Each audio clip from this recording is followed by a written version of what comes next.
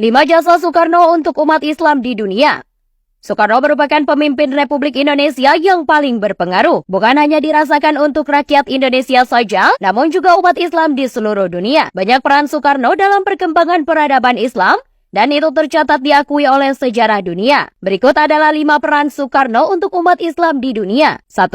Menemukan makam Imam Bukhari. Imam Bukhari merupakan sosok penting bagi umat Islam di dunia. Ia adalah salah satu perawi hadis paling termasyhur. Ia berperan besar dalam mengisahkan jejak kehidupan Nabi Muhammad SAW. Namun, siapa sangka jika penemu makam Imam Bukhari tak terlepas dari jasa Soekarno. Pada tahun 1961, penguasa Uni Soviet, Nikita Sergeyevich Khrushchev mengundang Presiden Indonesia Soekarno ke Moskow. Soekarno setuju untuk datang jika Khrushchev dapat menemukan makam Imam Bukhari. Salah satu perawi hadis penting bagi umat Islam, Khrushchev memerintahkan pasukannya mencari makam tersebut, tetapi pencarian mengalami kesulitan. Dengan upaya keras, pasukan Soviet berhasil menemukan makam Imam Bukhari yang sangat tidak terawat di Samarkand. Makam tersebut kemudian dibersihkan dan dipugar. Setelah persiapan selesai, Khrushchev menghubungi Soekarno. Dan pada 12 Juni 1961, Soekarno mengunjungi Moskow dan berkunjung ke Samarkand untuk melihat makam Imam Bukhari yang telah dipugar dengan indah. 2.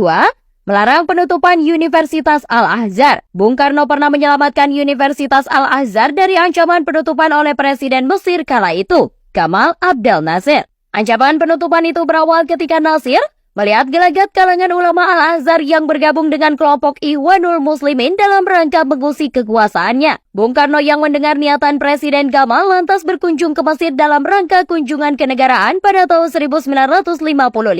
Sekaligus membawa misi mempertanyakan langsung niat Nasir bersikukuh ingin menutup Universitas Kebanggaan Rakyat Mesir itu. Setelah keduanya bertemu dan terlibat dialog, akhirnya Presiden Gamal langsung mengurunkan niatnya menutup Al-Azhar. Sejarah mencatat, hubungan kedua negara ini memang sangat mesra. Sulit agaknya bagi Gamal menolak permintaan Soekarno saat itu. Ya Gamal, kenapa Anda mau menutup Al-Azhar?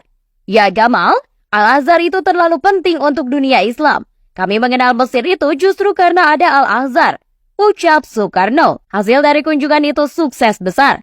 Universitas Al-Azhar tidak jadi ditutup dan bisa eksis hingga saat ini. 3. Mengembalikan fungsi Blue Moscow di Rusia. Keberadaan Masjid Biru yang terletak di kota Saint Petersburg juga tak terlepas dari jasa Soekarno. Bung Karno pernah berkunjung ke masjid tersebut pada tahun 1956 silam. Di Rusia ada sebuah masjid berkubah biru yang pada zaman Soekarno berfungsi sebagai gudang. Melihat kondisi masjid yang memprihatinkan itu, Soekarno meminta pemimpin tertinggi Uni Soviet untuk mengembalikan fungsinya sebagai masjid. Karena adanya hubungan baik dengan Soekarno, Nikita Khrushchev selaku pemimpin Uni Soviet memenuhi permintaan itu. Masjid yang bernama asli Jamul Muslimin dikembalikan fungsinya sebagai masjid dan saat ini terkenal dengan nama Masjid Soekarno. 4.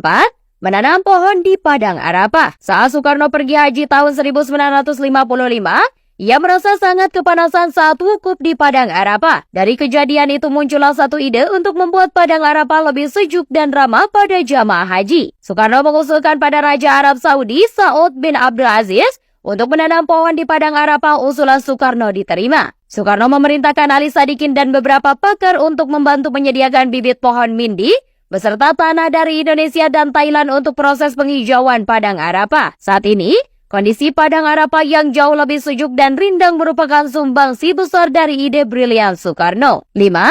Ide merenovasi Masjidil Haram. Pada saat pergi haji di tahun 1955, Soekarno melihat adanya kesumpekan saat proses sa'i berlangsung. Bangunan Masjidil Haram yang tidak bertingkat penuh sesak dengan jemaah haji dari seluruh penjuru dunia. Soekarno yang merupakan lulusan insinyur teknik sipil mengusulkan adanya renovasi pada Masjidil Haram. Ia berpendapat bila Masjidil Haram memiliki bangunan bertingkat, maka akan mengurangi kesumpekan jemaah haji saat proses sa'i. Usulan Soekarno diterima baik oleh Raja Arab Saudi Saud bin Abdul Aziz. Kini Masjidil Haram memiliki desain bangunan bertingkat yang bisa mengurangi kesesakan jemaah haji saat proses sa'i. Soekarno memiliki andil besar dalam membantu kelancaran ibadah haji umat muslim seluruh dunia.